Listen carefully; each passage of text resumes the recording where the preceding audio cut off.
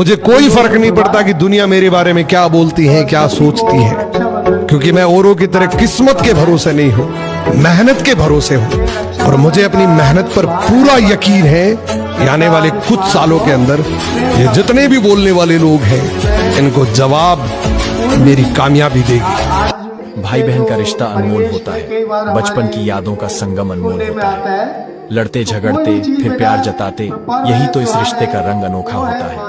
राखी का बंधन है प्यारा सा, भाई के लिए है दुआओं का सहारा सा। चाहे दूर हो या पास रहे, बहन का प्यार सदा साथ रहे। जब भी गिरने लगती हूँ, सहारा बन जाता है।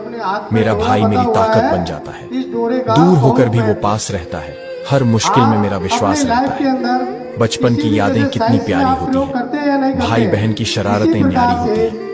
चाहे कितनी भी दूरियां आ जाएं, ये मोहब्बत कभी ना हारी होती है। तो इसके ऊपर हमारे रामायण में एक प्रसंग है।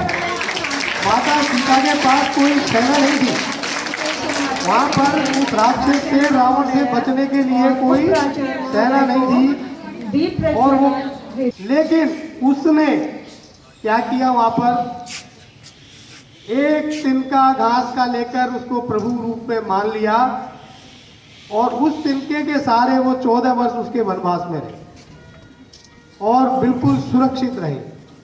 अगर आप इस डोरे का महत्व समझोगे, ये प्रैक्टिकल, हर चीज प्रैक्टिकल हो जाती है, शास्त्र प्रैक्टिकल हो जाते हैं लाइफ के अंदर। होते कब है, जब आप उन पर विश्वास करते हैं। और अगर आप विश्वास नहीं करते हैं तो वो क्या रहते हैं, कागज पुस्तक। आइए आप बात समझ में। अब मुझे एक प्रसंग और 2 मिनट लूंगा। एक प्रसंग आपने इतिहास का भी याद आ रहा। आपने अलेक्जेंडर सिकंदर का नाम तो सुना होगा, सुना ना। वो जब भारत आया तो लोगों के बारे में उसने, कोई भी आक्रमण करता है जब आता है ना, तो पहले राजा की जो आसपास की ताकत होती है उस ताकत का अनुमान लगाता है, फिर वो किसी के ऊपर आक्रमण करता है। तो उसने पहले राजा, झेलम नदी थी, झेलम नदी के पास ही एक पोरस नाम का राजा था, छोटा सा उसका राज्य था। पोरस राजा है।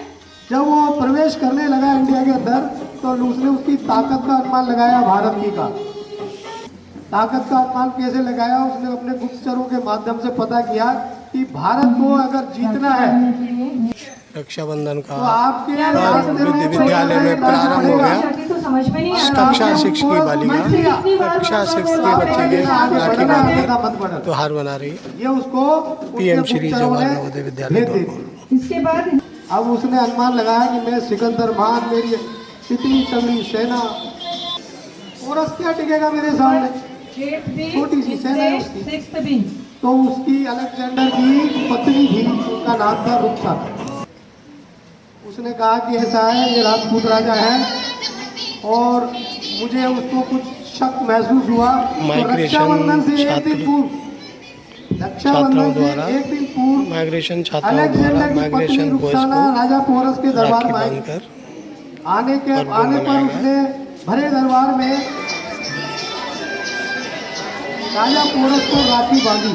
और राखी बांधने के बाद उसने वचन लिया कि कल आपका मेरे पति के साथ युद्ध है, मैं उस अवस्था में यहाँ से जाना चाहूँगी जब आप मुझे वचन दे देंगे कि आप उसे मारेंगे नहीं। भारतीयों की कमजोरी देखिए आप, कि आप उसे मारेंगे नहीं। राजा पोरस ने उसको वचन दे दिया, क्या बहन, मैंने तुझको वचन दिया, तेरे पति को मैं नहीं मारूंगा, लेकिन तू मेरा ये रानी जो चिन्ह है ये उसके गले में और उसके हाथ में बांध देगा, इसलिए मैं उसको मारूंगा नहीं और युद्ध के समय पहचान जाऊंगा। युद्ध दूसरे दिन वो झेलम नदी पार करके सिकंदर आया। आने के बाद उसकी औरत से मुठभेड़ हुई। मुठभेड़ में सिकंदर जमीन पर आ गया और जब वो अपने घोड़े की चाल अलेक्जेंडर सिकंदर के ऊपर रखने वाला था, तो घोड़े की चाल से कवच था, उस कवच में भी जो उसका दिया हुआ राज्य चिन्ह था वो सिकंदर को दिख गया।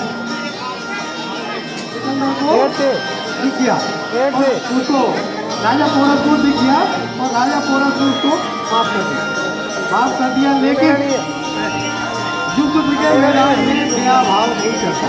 अच्छा अच्छा। उसने वचन दिया, माफ कर दिया और वो उस युद्ध में पराजित हुआ, उसको बंदी बना लिया गया। मेरा तो पीछे राजा वाला पोरस। दिया ना पूरा। बंदी बनाने के बाद अलेक्जेंडर सिकंदर उसको ले गया अपने दरबार में और ले जाने के बाद उससे पूछा, पोरस ने कहा कि ऐसा है अलेक्जेंडर सिकंदर, मैं चाहता ना तो तेरे को उसी समय समाप्त कर देता और तेरी सेना मेरे सामने, छोटी सेना के सामने समर्पण कर देती, लेकिन अब तू मुझे यहाँ बेइज्जत और जलील मत कर। शाबाश। कि तेरे साथ कैसा व्यवहार किया जाए, कि जैसा एक बहुत राजा बढ़िया, बहुत बढ़िया बेटा, दूसरे बहुत राजा के साथ व्यवहार करता है, इस प्रकार से व्यवहार किया जाए। हमारे इतिहास के अंदर राजा कर्णवती और हुमायूं की कहानी भी आती है। तो आप इस पद की पवित्रता जब भी है, किसी भी थोड़े को मान लें, श्रद्धा विश्वास से आप इसकी ताकत, आपकी उम्र काफ़ी लंबी है, हम देखते आ रहे हैं। एक ब्राह्मण जब किसी के हाथ में रक्षा सूत्र बांध देता है तो ऐसा माना जाता है कि अपवित्र और नकारात्मक ऊर्जा उसके आसपास आएगी जरूर, मगर उसको नुकसान नहीं पहुंचा सकती। तो इस धागे का बहुत महत्व है। मैं मंच के माध्यम से ये आप लोगों के हृदय में भावना जागृत करना चाहता हूँ, या सोचता हूँ कि अगर आप इसको मानेंगे तो मेरी बात आपको, आपकी उम्र है लंबी और अक्षर ये रक्षा सूत्र आपकी हर जगह रक्षा करेगा। सादर धन्यवाद।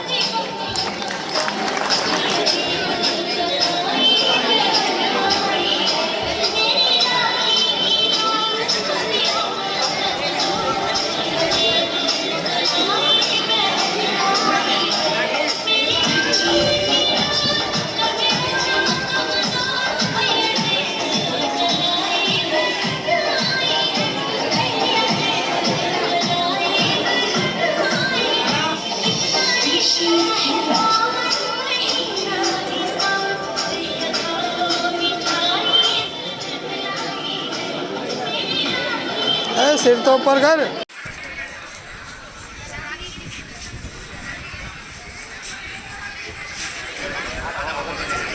बहुत अच्छी।